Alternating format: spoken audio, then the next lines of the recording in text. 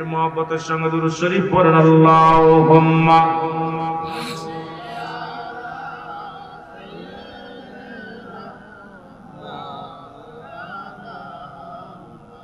मोहब्बत वाला आली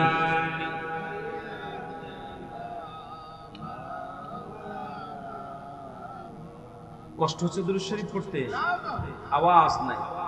আমি প্রতিটা কথা বলতেছি, আমার খুব কষ্ট হচ্ছে, পায়ের মধ্যে জ্বালা করতেছে প্রচুর পরিমাণ, জার্নি করছি অনেক পথ, এরপরে কথা বলতেছি খুব কষ্ট হচ্ছে। তারপর যদি আপনারা ভালোবাসা না দেন, আলোচনা লোকজনের সমাগম একটু কম, তারপরে আপনাদের আওয়াজ না শুনলে আলোচনা করা সম্ভব।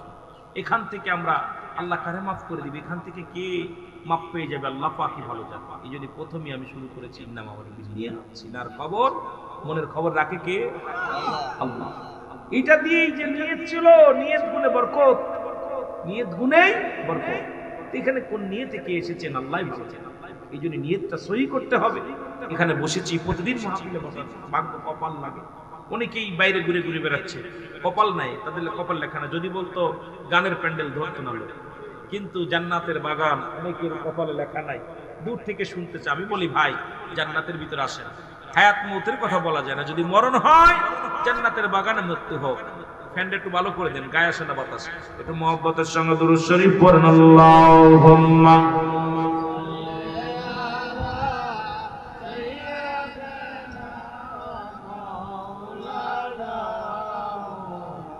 وعلى آله سيدنا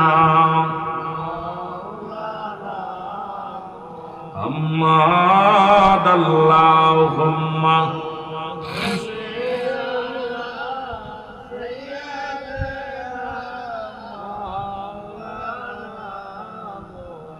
এ ভাইরা, আমার নিয়তের কথা বলতেছিলাম, আর এই কথা বলতে যার একটা কথা আমার মনে পড়ে গেল। শুরু থেকেই বলতেছিলাম, পৃথিবীর মধ্যে 4 জন প্রতাপশালী বাদশা ছিল, তাদের মধ্যে একজনের নাম হলো বাদশা সুলাইমান। সুলাইমান ইনি মুসলমান ছিলেন, অমুসলমান গভীর মনোযোগ। আর একজন ছিলেন বাদশা জুলকারনাইন, উনিও মুসলমান। কাফেরদের মধ্যে 2 জন, একজনের নাম ছিল বুকতানসর, আর একজনের নাম ছিল বাদশা নমরুদ।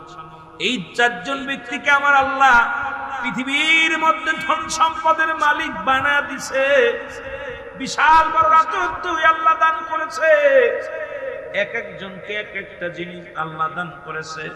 সুলাইমান নবীকে একটা মজেদার সিংহাসন দান করেছিল, শুধু তাই নয়, একটা আংটিও দান করেছিল। জোরে জোরে চিল্লায় বলো মারহাবা।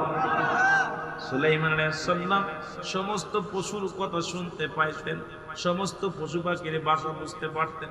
সুলাইমান আলাইহিস সালাম যখন মুসলমান পূর্ণ বয়স হয়ে গেল, আমার যুবক বাবারা শোনো, আলোচনাটা দিলের কান্ডা লাগা শোনো। যখন পূর্ণ বয়স হয়ে গেল, বীর পয়গম্বর এই সুলাইমান নবীর, সুলাইমান পয়গম্বরের মন্ত্রী বললেন, হুজুর আপনার বয়স হয়েছে, এখন শাদী করা লাগবে, আপনি বিয়ের জন্য প্রস্তুতি হন। সুলাইমান পয়গম্বর বললেন, আমার জন্য পাত্রী দেখবে, এই পাত্রীর ভিতরে 3-4টা গুণ থাকা লাগবে। এই 4টা গুণে গুণান্বিত যে পাত্রীর মধ্যে আছে, সেই পাত্রীকে আমি বিবাহ করব, নয়তো কোনো বিবাহ আমি করব না।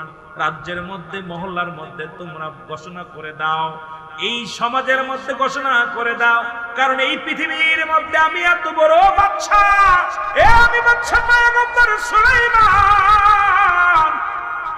টাকার আমার অভাব নাই, সম্পদের আমার অভাব নাই, বাড়ির আমার অভাব নাই, কিছুর অভাব নাই। পৃথিবীর মধ্যে আল্লাহ আমাকে অনেক দিয়েছে, তবে 4টা গুণ থাকা লাগবে। বলে হুজুর 4টা গুণের কোন গুণ? 1 নম্বর গুণ হবে ওই মেয়েটা তার আমানত নষ্ট করে না, আমানতদারি হবে। আমার দেশের আমানত নষ্ট করা মেয়েগুলো এখন 90% মেয়েরা আমানত নষ্ট করে, তার সতীত্ব নষ্ট, আমানত নষ্ট। প্রতিটা মেয়ের কাছে একটা আমানত আছে, প্রতিটা পুরুষের কাছে একটা আমানত আছে। আমরা পুরুষটাও কিন্তু স্ত্রীর আমানত নষ্ট করি। পৃথিবীর মধ্যে মুসলমান গভীর মনোযোগ, 2 নম্বর হলো, 2 নম্বর সে আমলদারি হবে, পরেজগারি হবে, আল্লাহওয়ালা হবে। সুলাইমান পয়গম্বর বিয়ে করবে, কেমন পাত্রী হবে, কেমন নারী হবে? নারীর উদাহরণগুলো দিয়ে দিলেন। 1 নম্বরে হবে আমানতদারি, 2 নম্বরে হবে বুজুর্গানে, আমলধারী। 3 নাম্বার হবে পৃথিবীর মধ্যে গুণ সে হবে পরে রূপবতী, রূপবতী হওয়া লাগবে। 4 নাম্বার হলো বংশ, তার বংশ পরিচয় ভালো হওয়া লাগবে। এই 4টা গুণ যদি ভালো পাও, এই 4 গুণে গুণান্বিত যদি কোনো নারী পাও, আমি বাদশা সুলাইমান বিয়ে করতে রাজি। এর একটা গুণের বাইরে যদি হয়, আমি বাদশা সুলাইমান বিয়ে করতে রাজি নয়। জোরে জোরে চিল্লা বলা যাবে না আল্লাহু আকবার।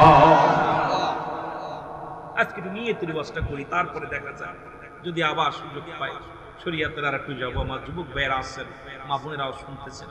এই জন্য একটা কথার উপরেই আলোচনা করলে রাত শেষ হয়ে যাবে। কোন দিক থেকে কোথায় যাবো, সময় তো পাবো না। আমার ভাইয়েরা, আমার বন্ধুরা, আমার চারিদিকে গোটা রাজ্যে ঢোল পিটিয়ে দেওয়া হলো, ইলহাম দেওয়া হলো বাদশা সুলাইমান বিয়ে করবেন, পয়গম্বর সুলাইমান নবী বিয়ে করবে। পাত্রী খুঁজতে লাগলেন, পাত্রী বিবরণ দেয়া শুরু হলো। সপ্তাহ ঘুরে যায়, কোন পাত্রী চিঠি লাগে না সুলাইমানকে বিয়ে করার জন্য। গোটা রাজ্য, গোটা দেশ একটা নারী পাওয়া গেল না। পাওয়া গেল মুসলমান। মুসলমান গভীর মনোযোগ। একজন জাইলা মুসলমান, শুনে নাও, সেই জাইলে মশাই মাছ ধরতে যায়, নদীতে মাছ ধরতে যায়।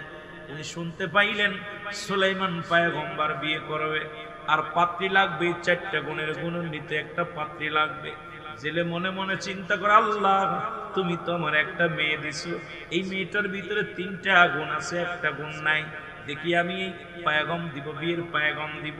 যদি আমার সুলাইমান পয়গম্বর যদি আমার জামাতা হয়ে যায়, আমার কপাল খুলে যাবে। আমি একজন আল্লাহর ব্যক্তিকে জামাই হিসেবে পাবো, একজন বুজুর্গানে দিনকে আমি জামাই হিসেবে পাবো। দুনিয়ার আমার কোনো লোভ নাই, সম্পদের কোনো লোভ নাই। আমি বাড়ি চাই না, গাড়ি চাই না। আল্লাহ আমাকে একটা রূপবতী মেয়ে দিছে, মাশাআল্লাহ।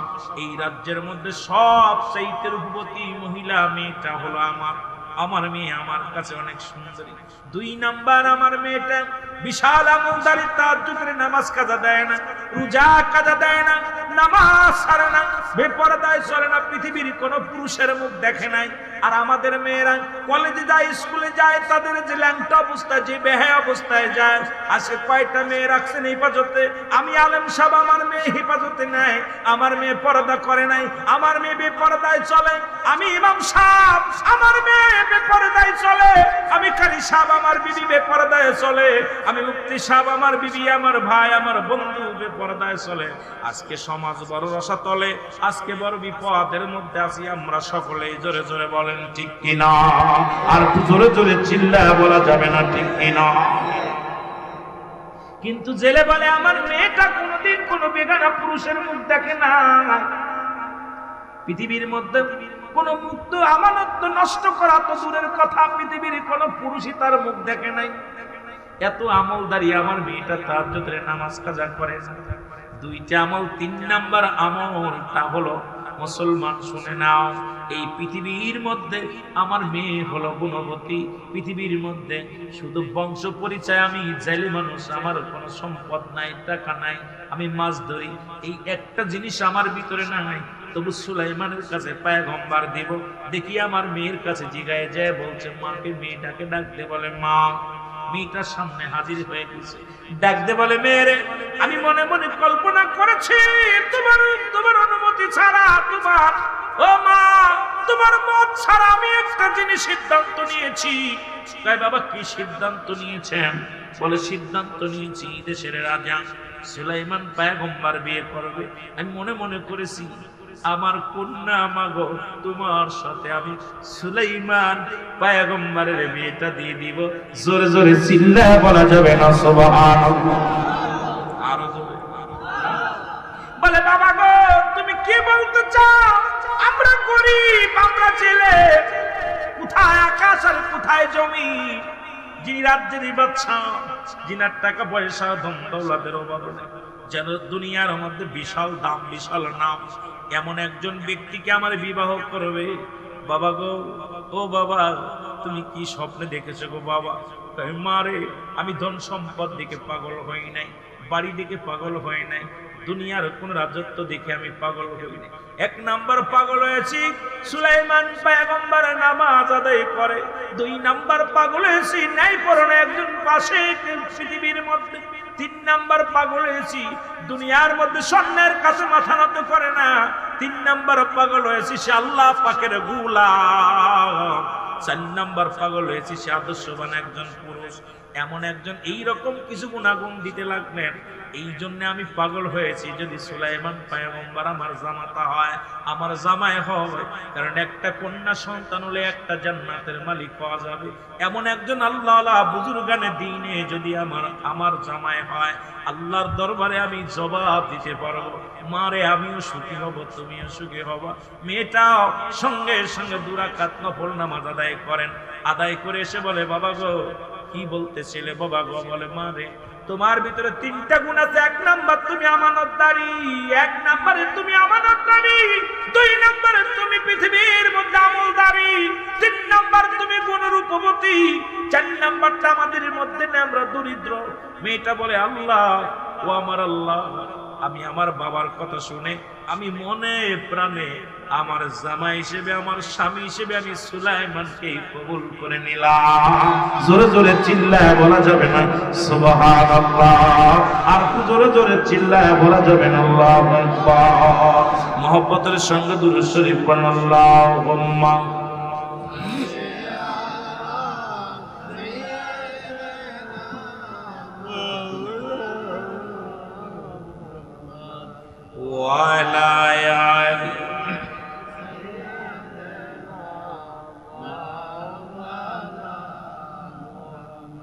আরো জোরে বলেন, আল্লাহুম্মা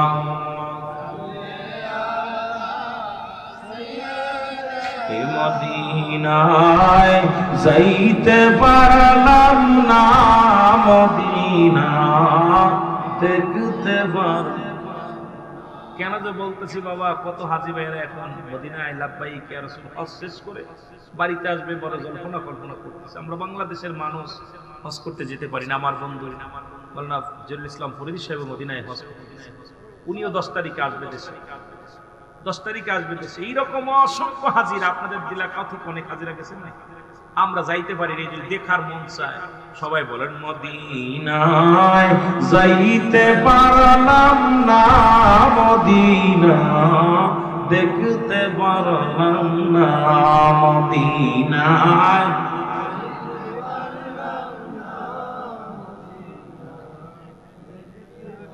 উম্মতের কান্ডারি নবী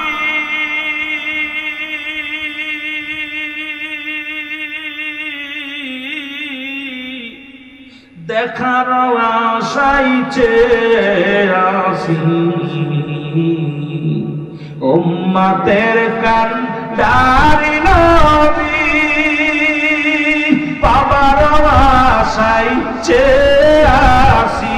দাও দেখা দাও দয়াল নবী, দাও দেখা দাও দয়াল নবী, দূরে রাইখো না মদিনায় যাইতে পারলাম না, মদিনা দেখতে পারলাম না, মদিনায়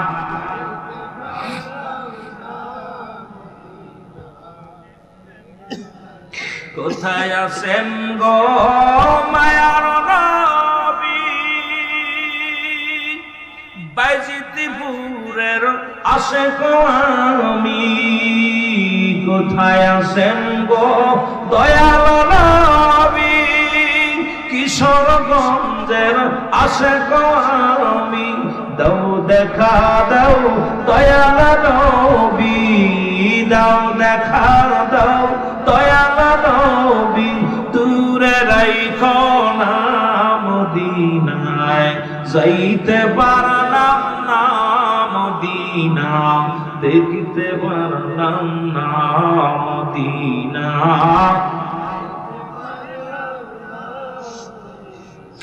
দেখতে পারলাম না, মদিনা যাইতে পারলাম না, মদিনা কত হাজি মদিনা মুসলমান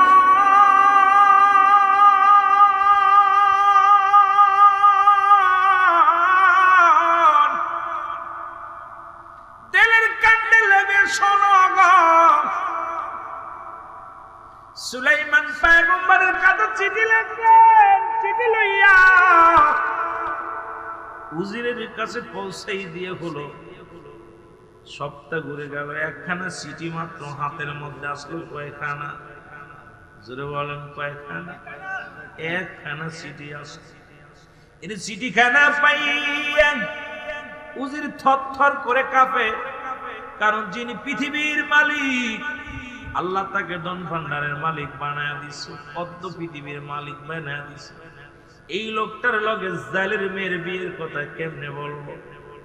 উজিরকে ডাক দে, বলে উজির রে, তোমরা কি কোনো মেয়ের সন্ধান পাইলা কি না? উজির বলে, হুজুর বেয়াদবি মাফ করবেন, রাজ্য ঘুরে আসলাম, কোন মেয়ে তো পত্র লেখে নাই আপনার সঙ্গে বিবাহের জন্য। একটা পত্র পেয়েছি, এই যদি অব্যয় দেন এই পত্রটা আমি পেশ করতে পারি আপনার কাছে। উজির বলার সঙ্গে সঙ্গে বাদশা সুলাইমান ডাক দিয়ে বলে, উজির, উজির রে, কে সেই মেয়েটা? ভাগ্যবতী মেয়েটা আমার বিয়ে করার জন্য রাজ্যের প্রধান এই বাদশা সুলাইমানের সঙ্গে বিবাহের জন্য রাজি হয়েছে, আর সেই 4টা গুণ সেই মেয়ের মধ্যে আছে, একটু বলো তার পরিচয়। বলো, হুজুর বেয়াদবি মাফ করবেন, যদি অভয় দেন তাহলে বলতে পারবো। আল্লাহর পাগল বাদশা সুলাইমান, ও মুসলমান শুনে নাও, ডাক দে বলেন, বলো আমি তোমাকে নির্ভয় দিলাম, তুমি বলো, ভয়ের কোনো কারণ নাই, বলো। বলো, হুজুর আপনার রাজ্যে কোনো মেয়ে পত্র লেখে না, একটা পত্র লিখছে একটা জেলের মেয়ে। বলে, কি বলতে চাও? পত্রটা আমার হাতে দাও। পত্রটা পড়ে দেখে, হুজুর জীবনে বড় স্বপ্ন আমার, জীবনে কিচ্ছু চার নাই, কিচ্ছু চার নাই। মুসলমান পয়গম্বর সুলাইমান আমার স্বামী হবে, আমি স্বামীর খেদমত করব, আমি তার গোলাম হইয়া দুনিয়ার মধ্যে থাকব, আমি আমল করব। আমি পৃথিবীর মধ্যে রাজ্যের লোভ নাই, সম্পদের লোভ নাই, শুধু আপনার কদমের পাইতে চাই, ধুলা পাইতে চাই, আমি আপনার রানী হতে চাই পৃথিবীর মধ্যে, ইতি আমি অমক। সঙ্গে সঙ্গে মুসলমান সুলাইমান রাগ করে বাদশা সুলাইমান পত্রটাকে টান দিয়ে উজিরের মুখে ছুঁড়ে মারলেন। উজির রে, তুমি কি পত্র নিয়ে আসলা? আমি হলাম রাজ্যের প্রধান, আর সাধারণ একজন জেলের মেয়ের সঙ্গে আমার বিবাহ হবে। এটা কেমনে তুমি আমার সামনে প্রস্তাব করে লাগো?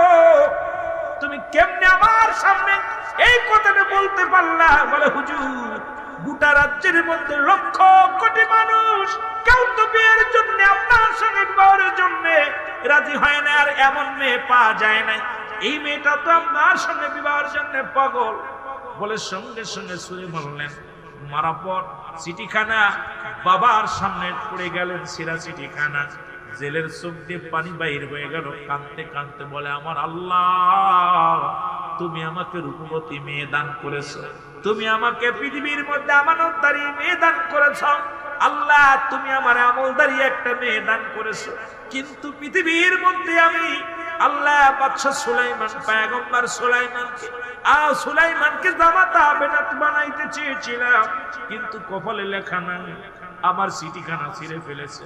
আল্লাহ, তুমি যদি আমার ধনী বানাইতা, আমার যদি সম্পদ দিতা, আল্লাহ আল্লাহ তোমার কাছে আমার একটা দাবি, তোমার কাছে আমার একটা চাওয়া, হয় আমারে বাদশার মতো বাদশা বানায় দাও, না হয় বাদশা সুলাইমানকে ফকির বানায় দাও, আমার মতো জেলে বানায় দাও, তবু বাদশা সুলাইমানকে আমি জামাই বানাবো। জোরে জোরে চিল্লায়া বলা যাবে না আল্লাহু আকবার? আর একটু জোরে জোরে চিল্লায়া বলা যাবে না আল্লাহু আকবার? দোয়া করে বলেছে, হাত উঠাই ফেলেছে। আল্লাহ হাতটা মুছে, এমন পাগল, আল্লাহর পাগল, হাতটা কবুল করে ফেলেছে। সুবহানাল্লাহ বলেন আরো জোরে। আমার আল্লাহ তাআলা কবুল করে ফেলেছেন। সপ্তাহ চলে গেল, হঠাৎ একদিন জরুরি তলব। বাদশা সুলাইমান রাজ্যের উজির, নাজির, মন্ত্রী পরিষদকে ডাকলেন, তোমাদেরকে নিয়ে একটা বৈঠক হবে, তোমাদেরকে নিয়ে একটা আলোচনা সভা হবে। হঠাৎ বাদশার পেটের মধ্যে একটা মোচড় দিলেন। বাদশা বলে, তাড়াতাড়ি আমার বাথরুমে যেতে হবে। তোমরা বসো, সবাই বসো, আমি আসতেছি, অপেক্ষা করো। আংটিখানা খুলে বাদশার ওই মজুদার আংটিখানা খুলিয়া উজিরের হাতে দিলেন। উজিরে, এই নাও, আংটিটা ধরে রাখো, ঘড়িটা ধরে রাখো, আমি এখনই যাব, আমার কাপড়টা ধরে রাখো, আর রাজমহর্তে টুপিটা ধরে রাখো, আমি এখনই ওয়াশরুমে যাব, এসে পরিষ্কার পরিচ্ছন্নতা হইয়া পুত পবিত্র হইয়া রাজদরবারে বসবো। এই সুযোগে দেখলেন বদজিন, এটা দেখতে পাইলেন বাদশাহ যখন বদজিন দূর থেকে দেখতে পাইলেন সুলাইমান পয়গম্বর ওনার হাতের মোজাদার আংটিখানা উজিরের হাতে দিয়ে দিয়েছে, ওনার পাগড়িখানা উজিরের হাতে দিয়ে দিয়েছে। বদজিন তাড়াতাড়ি বাদশা সুলাইমানের উদ্দরিয়া দৌড়ে এসে উজিরের কয়, তাড়াতাড়ি আংটি দাও, দেরি হয়ে গেল, তাড়াতাড়ি আংটি দাও। আংটিখানা যেই উজিরের হাত থেকে যখন নিয়ে নিছে, সঙ্গে সঙ্গে গোটা এই মুজেদার আংটিখানা যার হাতে থাকতো, গোটা পৃথিবী তার দিকে ঝুঁকে পড়তো, সবাই তার অনুগত হয়ে যেত। জিনের বাদশাহ, মুসলমান বদ জিনের বাদশাহ, উনি যখন আংটিটা নিয়ে নিছে, নিয়ে পর সব জিনের সব লোকজন, রাজ্যের সব মানুষগুলো মুসলমান নকল সুলাইমানের পাগল হয়ে গেছে। উনি রাজ দরবারে যে রাজ সিংহাসনে বসলেন, বসে বললেন, শোনো শোনো, একটা শুভ সংবাদ, একটা খারাপ সংবাদ, শোনো দুঃসংবাদ। আমার রাজ্যে একজন নকল বাদশা সুলাইমান সাজছে, উনি একটু পরে আসবে, আমার রাজ্যে প্রবেশ করবে। উনি প্রবেশ করে বলবে, উনি কি বলবে? উনি বলবে, শোনো, শুনে নাও, এই আমি হলাম আসল, আমি হলাম আসল। সে কিন্তু আমার রূপ ধারণ করেছে, সে আসল না, আসে নকল। এই রাজ্য সে দখল করে নিতে চায়। তোমাদেরকে আমি হুকুম দিলাম, যেখানে পাবে সেখান থেকে তারে প্রতিহত করবে। যদি রাজদরবারে ঢুকতে চায় তারে ঢুকতে দিবা না। খবরদার খবরদার, এই লোকটা একটা ছলনাময় মানুষ, বড় জাদুকার, সে আমার রূপ ধারণ করে তোমাদেরকে ধোঁকা দিবে, রাজ্য দখল করে নিবে। খবরদার, তার থেকে বাঁচাও। জোরে জোরে চিল্লায়া বলা যাবে না আল্লাহু আকবার, জোরে জোরে চিল্লায়া বলা যাবে না আল্লাহু আকবার। মহব্বতের সঙ্গে দুরূদ শরীফ পড়ুন। আল্লাহুম্মা বসেন বসেন।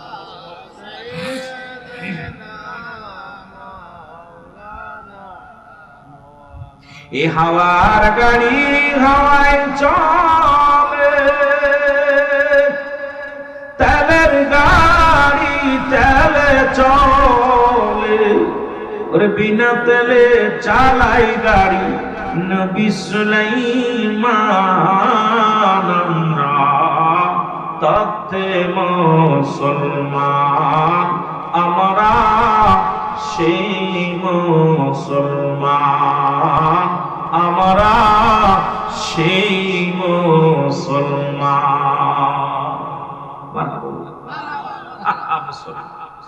সুলাইমান পয়গম্বর জরুরত ছেড়ে উঁচু করে যখন ভিতরে প্রবেশ করতে যায়, প্রহরীরা বলে, কে তুমি? আমি তোমাদের বাদশা। দূর হও, তুমি বাদশা বলতে চাও? আমাদের বাদশারা সিংহাসনে বসে আছে। কই না, আমি তোমাদের বাদশা, বাদশা সুলাইমান, আমি পয়গম্বর সুলাইমান। কই মা, বসো। কথা বুঝে আপনারা বোঝেন না কিছু? না না, ওইটা তো দেখার সময় নেই, আপনাদের মনস্তব নষ্ট করছে। আরে ও মুসাফা করতে মাস্টার ইবলিস মানুষের লোমে লোমে প্রবেশ করবে। আপনি আলোচনাটা যখন আপনি শ্রবণ করতেছেন, আপনাকে কোন ভাবে ধোঁকা দিয়ে সরাবে মাস্টার ইবলিস কিয়ামত পর্যন্ত হায়াত চেয়েছে। ও মানুষের সুরত ধরে আসবে, পাগলের সুরত ধরে আসবে। আপনার মনোযোগ এখান থেকে সরাইতে পারলেই লাভ। আলোচনাটা খাইতেছেন ধোঁকা থেকে বাঁচার জন্য। এই আলোচনা যদি আপনাকে একবার মনটা নষ্ট করে দিতে পারে, মাস্টার ইবলিস জয়লাভ করবে। ও মাস্টার ইবলিসের খালাতো ভাই, ও পাগল না। কিয়ামত পর্যন্ত হায়াত চেয়েছে, মানুষের লোমে লোমে প্রবেশ করবে, যখন যে সুরত ধরতে চাইবে সেই সুরত ধরবে। বারবার বলতে বুঝেন কিছু? এত সহজ নেই মা, খুব সাবধান বাবা। দাঁড়ায় যে প্রসাব করে তার কাছে জীবনও মাস্টার ইবলিস যাবে না। আপনি বসে আছেন, আপনার কাছে যাবে। এই জন্য আপনারা যারা রাস্তাঘাটে চা খাচ্ছে বাজারে, ওর কাছে যাবে না। ও আপনাকে কোন ভাবে ধোঁকা দিবে। কথা বুঝছেন কি? যে খুব সাবধান বাবা। এই শেষ জামানা, মুসিবতের জামানা, হাতের উপরে আগুন রাখা যাবে, ঈমান রাখা যাবে না। খুব সাবধান। একটু মহব্বতের সঙ্গে দুরূদ শোনো। আল্লাহুম্মা সাল্লি আলা নবিয়িনা শাফিঈনা আদম যখন মাটি পানি মোর নবীজি খোদা রাসূল আদম যখন মাটি পানি মোর নবীজি খোদা রাসূল তার উপরে পড়েন দুরূদ তার উপরে পড়েন দুরূদ আল্লাহ ফেরেশতা কুল আল্লাহুম্মা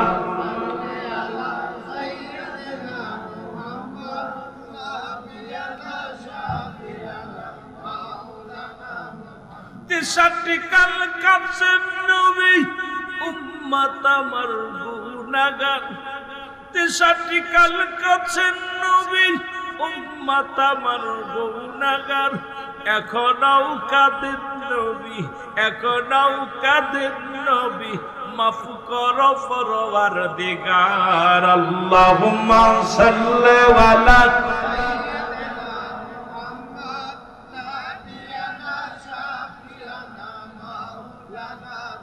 আরো জোরে আল্লাহুম্মা আকাশ পয়দা জমিন পয়দা নূরে পয়দা মুহাম্মদ আকাশ পয়দা জমিন পয়দা নূরে পয়দা মুহাম্মদ তার উপরে পড়েন দুরূদ তার উপরে পড়েন দুরূদ ও হে আশিক মুসলমান আল্লাহুম্মা সাল্লি আলা এর নবিয়না শাফিয়ানা আরো জোরে বলেন আল্লাহুম্মা সাল্লি আলা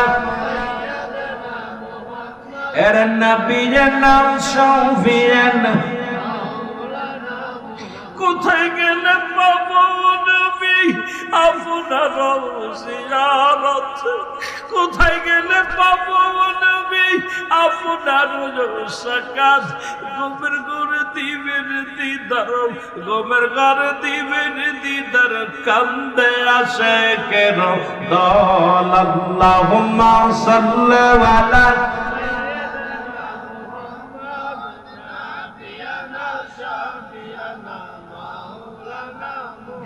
এ দুনিয়ার মুসলমান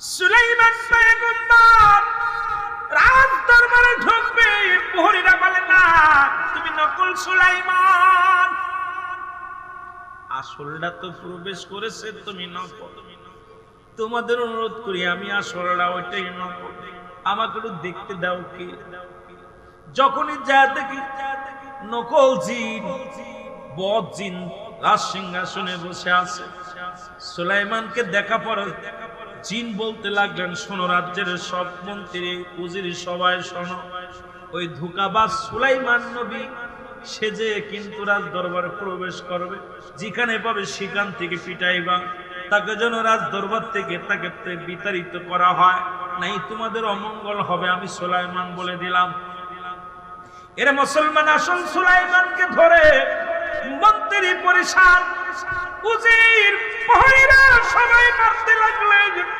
সুলাইমান পয়গম্বর বলে আমার ভাইরা আমাকে তোরা মারিস না আমি তোদের রাজা আমি তোমাদের প্রধানমন্ত্রী রাজ্যের প্রধান আমাকে তোরা মারিস না সবাই মারতে লাগলেন লাঠি দিয়া মাথার মধ্যে আঘাত করলেন মাথা ফেটে গেলেন রক্তাক্ত হইয়া জমিনের মধ্যে বেহুশ হয়ে পড়ে গেলেন মুসলমান হাতাশি হাতে করে টান দিয়া ঘাড়ে করে নিয়ে রাস্তার ধারে ফেলায়া দিল ওই বদজিন বললেন ওই নকল সুলাইমানকে তোমরা ফেলে আসো সবাই নিয়ে তারে ফেলে আসলেন ওই রাস্তা দিয়ে যাইতেছিলেন মুসলমান মাছ ধরিয়া নিয়া ওই জেলে জাল খাতের মধ্যে মাছ নিয়ে যাইতেছিল দেখে মুসলমান ওই যুবকটা রাস্তার কিনারায় বেহুশ হয়ে পড়ে আছে জাল ফেলে দিয়া যায় দেখে তো সুন্দর যুবক ও মুসলমান মুজেজার আংটি যেহেতু হাতের মধ্যে নাই মুসলমান এখন কাউকে সুলাইমান কাউকে চেনে না সুলাইমানের সেই ক্ষমতা নাই সুলাইমানের সেই পাওয়ার নাই কারণ মুজেজার আংটি এখন হাতে আছে বদজিনের এখন বদজিন সবাইকে বশ করে ফেলেছে জোরে জোরে চিল্লায়া বলা যাবে না আল্লাহু আকবার জাইলা সবকিছু ছুঁইয়া দেখে মাথা ফাটায় গেছে তবে বাসবার নাম কি কইতে পারে বাড়ি কই কইতে পারে কোথায় ঠিকানা কইতে পারে আরে এত সুন্দর চেহারা সুরত যুবক ছেলেটা, আর বাড়িতে নিয়ে যায়। বাড়িতে নিয়ে গেলেন, চিকিৎসা করিয়ে সেবা যত্ন করিয়া সুস্থ হলেন। আর যেদিনকে উনি বাড়ি নিলেন ওদিনকেই নদীতে যায় বিপুল প্রচুর পরিমাণ মাছ পাইলেন। চিন্তা করে আমার কপাল, যুবকটাকে বাড়িতে আনলাম আর এত পরিমাণ মাছ পাইলাম, যুবকটা ভাগ্যবান। সুবহানাল্লাহ বলেন। যুবকটাকে আরো বেশি বেশি সেবা যত্ন করতে লাগলেন, পুরো সুস্থ হয়ে গেলেন। সুস্থ হতে লাগলেন, একদিন দুদিন করিয়া কিছুদিন যাইতে লাগলেন, প্রচুর পরিমাণ মাছ তালে পড়তে লাগলেন। অভাব চলে গেল, ধনী হয়ে গেল, ধনী হয়ে গেল। একদিন হঠাৎ করে ছেলে বলে, বাবা মনে কিছু না করলে একটা কথা বলি। কয় কি? বাবা গো, আমার একটা লোকের প্রয়োজন, এত পরিমাণ জালে মাছ ধরা যায়, এখন আমার একটা লোকের প্রয়োজন, তুমি যদি মনে কিছু না করো বাবা আমার সাথে যেতে পারো, আমি একটু তোমার নিয়ে যাব, সহযোগিতা করবা। এর সুলাইমান নবী চলে গেলেন মাছ ধরতে, নদীর মধ্যে মাছ ধরতে গেলেন। আর ওদিনই যখন সুলাইমান নবীকে সাগরের মধ্যে পেয়েছে, মাছ যেন পাগল হয়ে গেছে। মাছ এত পরিমাণ জালের মধ্যে আটকা পড়েছে, জেলে মাছ বিপুল প্রচুর পরিমাণ মাছ পেয়ে অত্যন্ত খুশি হয়েছে। আরে ভাগ্যবতী, ভাগ্যবান যুবক, তোরে যেদিন থেকে বাড়িতে আমি আনছি কুড়িয়া, সেদিন থেকে আমার কপাল খুলে গেছে। আজকে নদীতে আনছি, নদীর মধ্যে শুধু মাছ আর মাছ, তোকে হাতছাড়া করা যাবে না, জোরে জোরে চিল্লা বলা যাবে না সুবহানাল্লাহ। বছর একটা পার হয়ে গেল, এক বছর পার হয়ে গেল। কয় বছর? যুবকরা কয় বছর? এক বছর পার হয়ে গেল। এক বছর পরে সুস্থ হয়ে যুবক বলে, হুজুর আমি দেশে ফিরে যাব। সুলাইমান আমারে ছেড়ে দেন, এক বছর আপনার কাছে রয়েছে, আমার কাছে।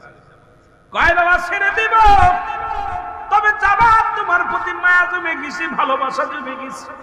যাবার আগে একটা কথা আমি তোমার কাছে জানতে চাই। বলে কি কথা? কয় বাবা আমার বাড়িতে কয়জন মানুষ তুমি জানো? আপনার বাড়িতে 3 জন। কয় কেডা কেডা? আমি, আপনি আর আপনার বিবি। সুবহানাল্লাহ বলেন। আপনি, আমি আর আপনার বিবি। জেলে বলে না বাবা না, আমার বাড়িতে আর একজন আছে। কয় কে? আল্লাহ তাআলা আমার একটা কন্যা দান করেছে, এই কন্যাটা আছে।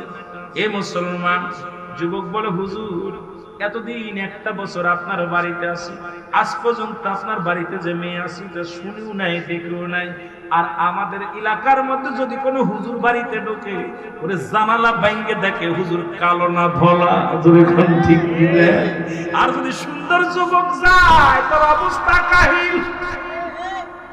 কথা বললেন। কয়েকদিন আগে তাহেরি ভাইয়ের আমি গেছি একটা মাহফিলে। আইরে ভাই রে ভাই, ওয়াল ভেঙে ফেলে, জানলা ধরে তো সব ভেঙে ফেলতে, মহিলারা ঘুরতে বেড়ে দেখার জন্য আমাকে আমার মাফ করেন, আমি পালাই অবস্থা। কিন্তু একটা বছর যুবক, এক বছর যুবক বাড়ির মধ্যে, কিন্তু মেয়ে আছে বাড়ির মধ্যে, দেখে নাই, জানেও নাই, শুনতেও পারে নাই। বলে চাচা মিয়া কি বলতে চান? আপনার বাড়ি আপনার মেয়ে আছে? কয় বাবা হ্যাঁ আমার একটা যুবতী মেয়ে আছে। মেয়েটার ভিতরে 3টা গুণ থাকার কারণে, একটা গুণ না থাকার কারণে বাদশা সুলাইমান পয়গম্বর বীর পয়গাম বন্ধ করে দিয়েছে, রাজি হয় না।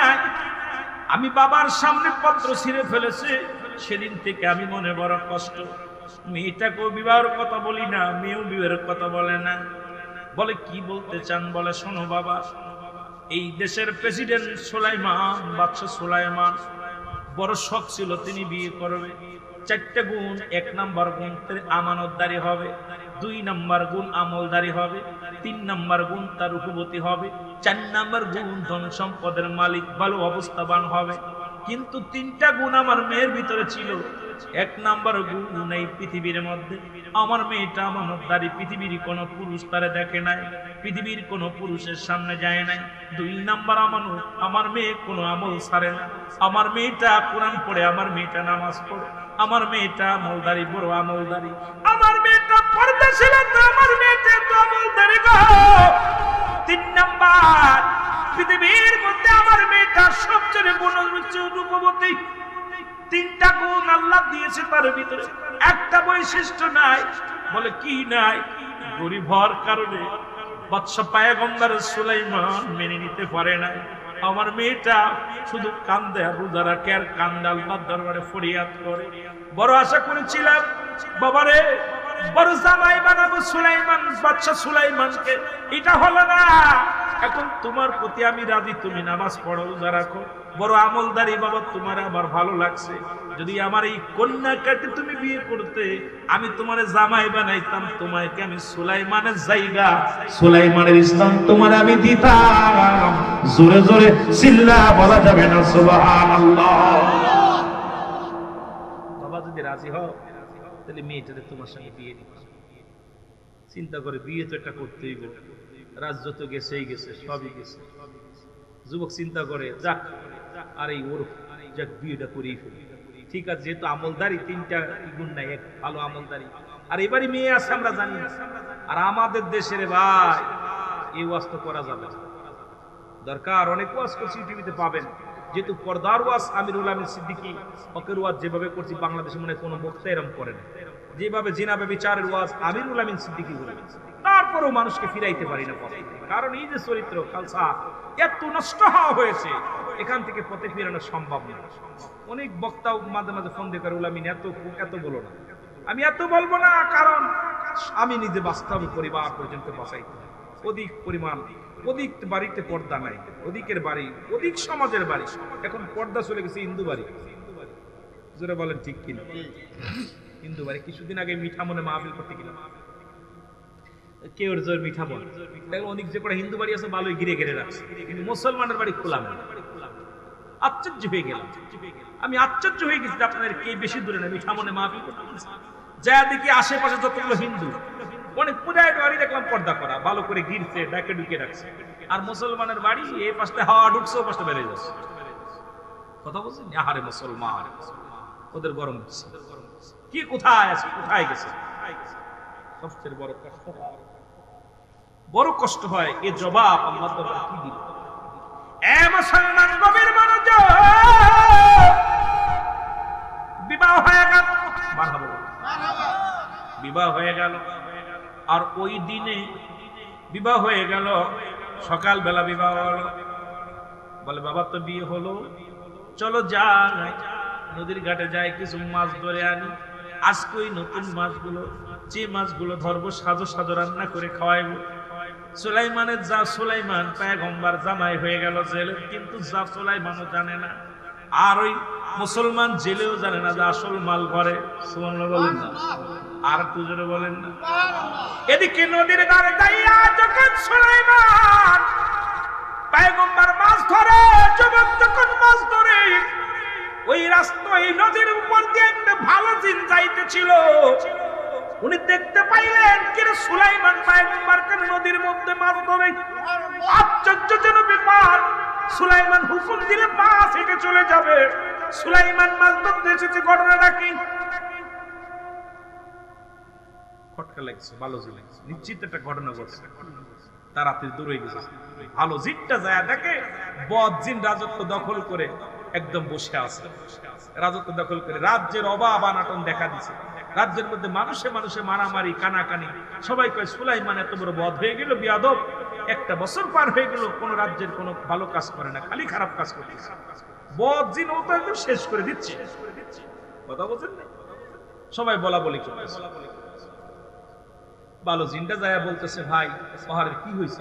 আমাদের রাজার জন্য কি হয়েছে? সুলাইমান কারোর লোকে কথা বলে না, রাজ্যের অবস্থা দেখে না, ঘুরে ঘিরে রাজ্যের মানুষ শেষ।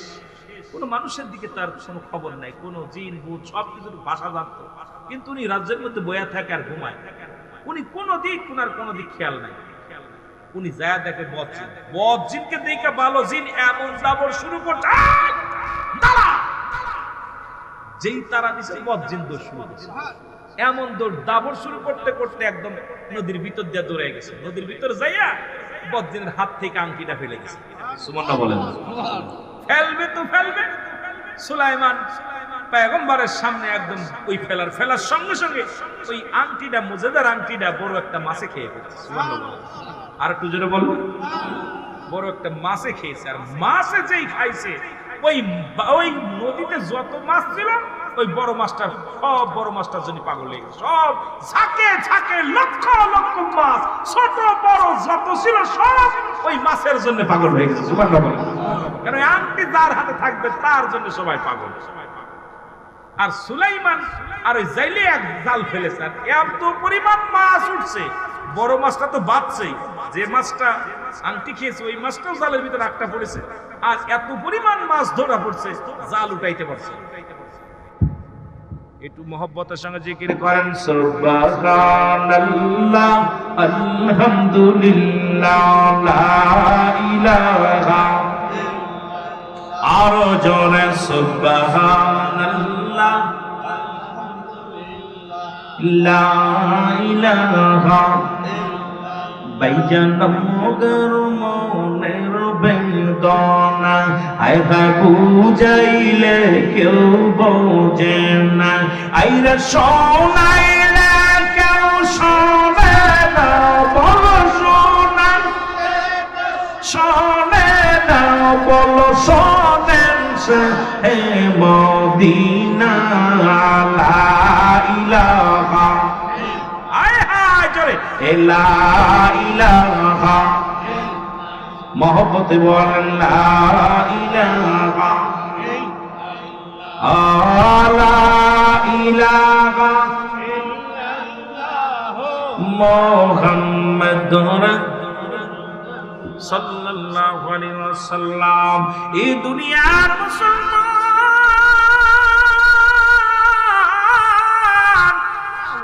প্রচুর পরিমাণ মাছ পাইলেন নদীতে। মাছটা পেয়ে ডাক দে বলে, বাবা জামাই, বলে বাবা রে, এতদিন মাছ ধরতে এসেছি, এত বড় মাছ পাই নাই, সব মাছ বিক্রি করে দিব, ওই বড় মাছটা আজকে আমি তোমারে আর আমার মেয়েটারে রান্না করে খাওয়াবো। বাবা এটা বেচবো না, এটা বাড়ি নিয়ে যাবো। মাছটা বাড়ি নিয়ে আসলেন, বাড়ি লয়ে চলে আসলেন। এসে মেয়েটারে ডাকতে বলে, মা অনেক আশা করে বিয়ে দিলাম, তোমার তুমি শখ ছিল অমুক জায়গা বিয়ে করার জন্য, মা রে তোমার ওই যুবকের সঙ্গে বিবাহ দিয়ে দিলাম। মা গো, এত বড় একটা মাছ ধরে আনছি, আজকে মাছটা তুমি নিজ হাতে কাটবা, এই মাছটা সুন্দর করে কুটবা, এই মাছটাকে সুন্দর করে রান্না করবা, জামাইকে একটু প্রাণ ভরে খাওয়াইবা। আমি জেলে মানুষ, এই নদীর বড় মাছটা আমি শিকার করেছি, আজকে বিবাহের অনুষ্ঠানের দিন। ও মা, আল্লাহ তাআলা আমার উপরে রাজি হয়েছে, খুশি হয়েছে, নদীর বড় মাছটা আমার জালে একটা পড়েছে, মাছটা তুমি রান্না করবে, এটা সুন্দর করে খাওয়া দিবা। মেয়েটা হাতের মধ্যে মাছটা পেয়ে খুশি হলেন। এবার কাটার জন্য অস্ত্র নিয়ে যখন বিসমিল্লাহ বলিয়া, কারণ এমন আমলদারি মেয়ে, এমন আল্লাহওয়ালা মেয়ে, বিসমিল্লাহ বলিয়া কাজ শুরু করলেন। বিসমিল্লাহ বলিয়া যখন পোষ দিলেন, সঙ্গে সঙ্গে ভিতরে থেকে সুন্দর একটা ওই মুজেদার আংটি বাইরে আসলে, আংটিখানা দেখার সঙ্গে সঙ্গে মেয়েটার চোখ ছানা ভরা হয়ে গেল। আশ্চর্য, আল্লাহ তুমি কত বড় নিয়ামত আজকে উঠায় দিছো, আজকে আমার বাসর, আর এই বাসরের রাত্রে আমার জামাইরে আমি উপহার দিব আংটিখানা, তুমি কুদরতি রহমতের হাত দিয়ে আমাকে দান করেছো আংটিখানা। আল্লাহ আমার স্বামীর হাতে আমি নিজ হাতে পরাইয়া দিব আংটিখানা। জোরে জোরে চিল্লা বলা যাবে না সুবহানাল্লাহ। আংটিটা যেই কন্যার হাতে আইছে, বাচ্চা সুলাইমানও মেয়ের জন্য পাগল, সব পাগল, বাড়ির গোষ্ঠী শুধু সব মেয়ের কথা হল, কারণ এই আংটি যার হাতে থাকে মজার আংটি, সবাই তার পাগল, লুকায় রাখছে। রাত্রে বাসর লম্বা আলোচনা, এত লম্বা করতে পারবো না, শেষ করতে হবে।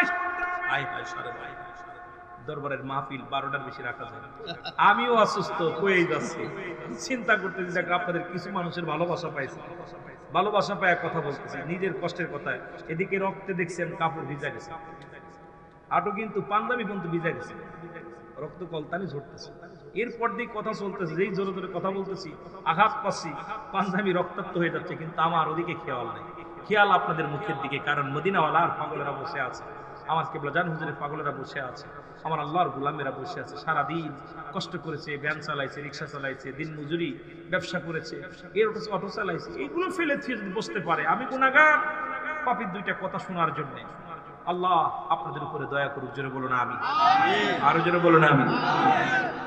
রাত্র যখন সালাম ফিরাইয়া মুসলমান শুনে নেন, যুবক ডাক দেওয়ালে, রানী রে তুমি আমার বিবি, তোমার প্রশংসা অনেক শুনেছি, তোমার কাছে একটা কথা জানতে চাই, তুমি আমাকে বিয়ে করার আগে আর কাউকে ভালোবাসনি, কাউকে মন দিয়া দিছিলেনি? ডাক দিয়ে কয়, স্বামী আপনার কাছে আমি লুকাবো না, আপনার কাছে আমি মিথ্যা বলবো না, জীবনে একজনকে আমি মন দিয়ে ফেলেছিলাম, জীবনে প্রতিজ্ঞা করেছিলাম বিয়ে যদি করতে হয় তাকে করব, কিন্তু কপালে জোটে নাই, গরিব হওয়ার কারণে আমার কপালে জোটে নাই। ছেলে বলে ডাক দে কি সে, সেই লোকটা কে বলে শুনে নেন, সেই লোকটা হলো আমার রাজ্যের বাদশা পয়গম্বর মুসলমান, শুনে নাও, সুলাইমান পয়গম্বর। বড় শখ ছিল, জীবনের স্বপ্ন ছিল এমন আল্লাহকে বিয়ে করব, এই দুনিয়ার জিন্দেগির জন্য নয়, আল্লাহকে পাওয়ার জন্য, রাসূলকে পাওয়ার জন্য, জান্নাতে যাওয়ার জন্য বড় আশা ছিল। একজন আলেম, একজন ভালো ব্যক্তি, আমলদার ব্যক্তিকে বিয়ে করব, কিন্তু কপালে নাই, গরিবর কারণে চোখের পানিগুলো টাস করে ছেড়ে দিলেন। ছেড়ে দিয়া বলে, স্বামী আমি এসব কথা আর মনে করতে চাই না। এই চারটা গুণ চেয়েছিল। নাম্বার 1 হলো তার আমানতদারি, জীবনে আমি আমানত নষ্ট করি নাই। 2 নাম্বার আমলদারি, আমি আমলের ঘাটতি রাখি নাই। 3 নাম্বার রূপবতী, আমার মতো আমার মন বলে এই রাজ্যের রূপবতী আর কোনো মেয়ে নাই। 4 নাম্বার একটা ভালো বংশ, কিন্তু আমার বংশটা ইসরায়েলের বংশ, আমি গরিব মানুষ, এই জন্য বিয়ে হয় নাই। এই কষ্ট নিয়ে মনের ভিতরে, তবে আজকে আমার কষ্ট নাই। আপনার মতো একজন আদর্শবান নামাজি ব্যক্তি পেয়েছি, আমলদারি একজন স্বামী পেয়েছি। আমি অতীতকে ভুলে থাকতে চাই, বর্তমান নিয়ে বাঁচতে চাই। এই কথা বলার পর ডাকতে বলে, বিবি রে, ও বিবি আয় আয়। বিবি গেলেন, কাঁথায় গেলেন। যখন দুজন একাকার হয়ে গেলেন, বিবি বলতেছে, স্বামী রে, আজকে বিবাহের রাত্রে, বাসর রাত্রে আমি আপনাকে একটা আংটি উপহার দিতে চাই, আমি আংটিটা উপহার দিতে চাই। আংটিখানা দেখার সঙ্গে সঙ্গে বাদশা সুলাইমানের চোখ দিয়া দরদর করে পানি ছেড়ে দিছে। ডাকতে বলে, বিবি রে, তুমি আংটি কোথায় পেলে? এই আংটিটা কোথায় পেলে? বলে, বিবি রে, আংটিখানা তুমি কই পেলে? আংটিখানা তোমার কাছে কেমনে আসলো? এই কথা শোনার পর বিবি ডাকতে বলে, শোনেন, পরে আগে আমি আপনি উপহার দিইনি, আগে আপনাকে আপনার ভিতরে আপনাকে দিইনি। এবার আঙ্গুলটা আগায় দিলেন, সুলাইমান বাদশা পয়গম্বর সুলাইমানের হাতের মধ্যে আংটিটা পরাইয়া দিলেন। পরাই দেওয়ার সঙ্গে সঙ্গে বাদশা সুলাইমান স্মৃতি ফিরে আসলেন। দুনিয়ার সব পুরনো স্মৃতিগুলো যখন ফিরে আসলেন, চিৎকার দিয়ে বলে, হে পরওয়ারদিগার আলম, আমার আল্লাহ, তোমার মহিমা বোঝা বড় জ্বালা। আল্লাহ, যে পত্র আমি ছিঁড়ে ফেলেছিলাম, সেই ঘরের ভিতরে তুমি আশ্রয় দিলাম। যে নারীকে আমি অবহেলা করেছিলাম, সেই নারীকে আমার বিবি বানায়া দিলাম। জোরে জোরে চিল্লায় বলা যাবে না সুবহানাল্লাহ? আর তো জোরে জোরে চিল্লায় বলা যাবে না আল্লাহু আকবার?